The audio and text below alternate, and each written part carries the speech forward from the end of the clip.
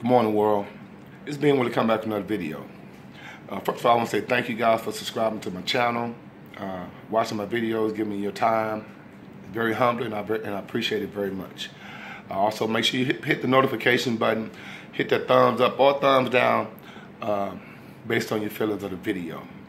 Like I said, today's video, I wanted to discuss something before Trump's State of the Union address. It just kind of mentioned to keep people, keep them conscious of this whole scenario of diversions that politics, economics, and religion poses on us every day in society.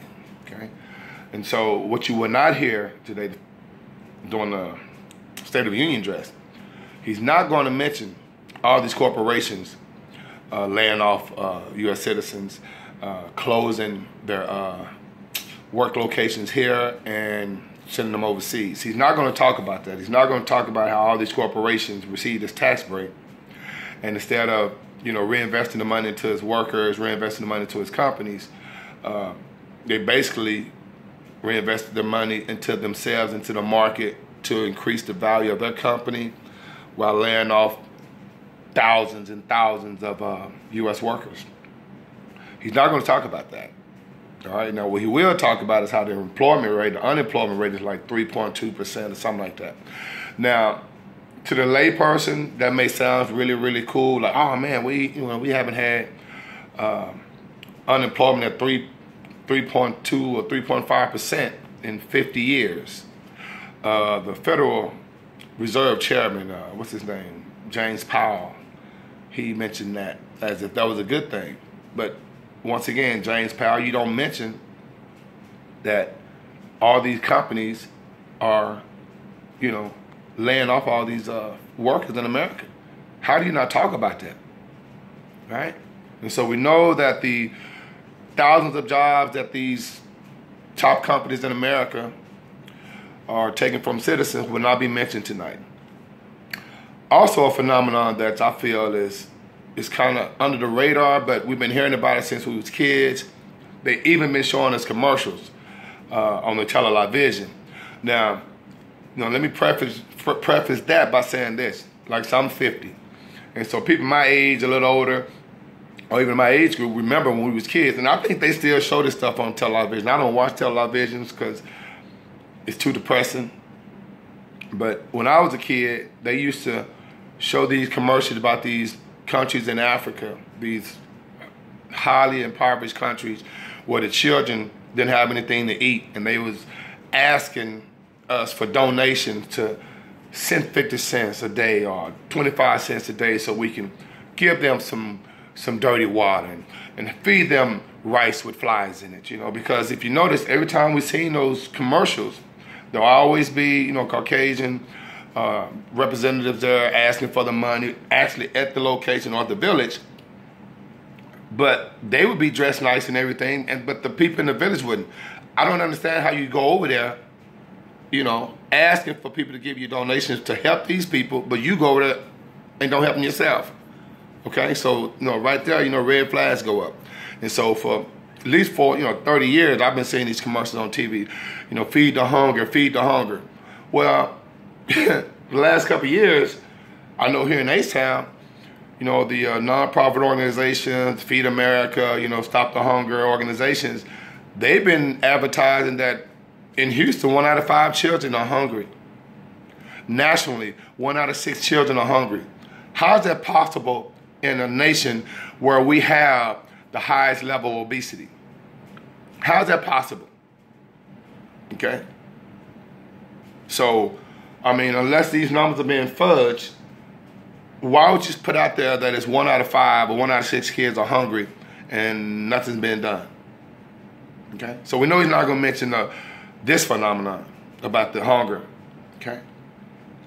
Third thing he's not going to talk about, of course, 2020 coming up for his selection, he's not going to talk about, neither are the reporters or the television going to mention all his bankruptcies.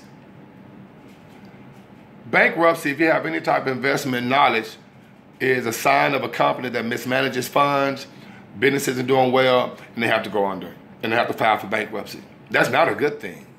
Okay, and so for someone who's running a country or corporation like America that has a history of bankruptcies, and the media or no one even addresses it or even asks for his income tax returns, to me, that's amazing. It's straight cognitive dissonance, and it's a situation where you have to really ask yourself, what's this all about? Okay, so when you're watching that State of the Union address tonight, remember he's not going to mention all the U.S. corporations taking jobs from citizens. He's not going to mention the children hunger in the United States, okay? And he's not going to mention his history of bankruptcies, nor are the reporters going to ask him about his history of bankruptcies, or even ask him to disclose or show his tax returns, okay? And last but not least, I said 3, but I definitely want to add this in there. The veterans and the elderly. How do we do our veterans and elderly like this? It amazes me. And maybe because of my empathic nature, because I feel everyone's pain, I feel the suffering. I cry because I understand this is going on. Okay? When I was a firefighter and paramedic, taking veterans to the VA hospital was very heart-aching. Okay? And so it just baffles me. It just baffles me that we have people in our society, the most vulnerable people in our society aren't being taken care of. But we have a society based on Christianity when in the Bible, it states that the people that we're supposed to help, for all these churches and for all this storefront, all the contributions and assistance and the money that the congregations are giving to the storefront, the churches, it's supposed to go to, widows, fatherless children, and strangers. Okay? Now, those 3 people are very, very prevalent and abundant in our society, and the fact that they're not being taken care of blows me away. But as long as you're looking at the televised vision, you're not going to be conscious of it. And one thing I do know, ignorance is bliss. Okay?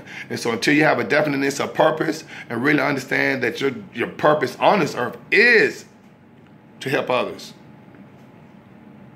to know yourself, to understand that the Most High is inside of you, and that you are every bit of God and every bit of the devil. Okay? So make better decisions. And I'm not preaching or nothing, but, make more conscientious decisions when it comes to, your purpose. All right? So enjoy the State of the Union address tonight. It's unfortunate there's going to be things not mentioned that should be. But we will definitely know how great he is as a president. Okay?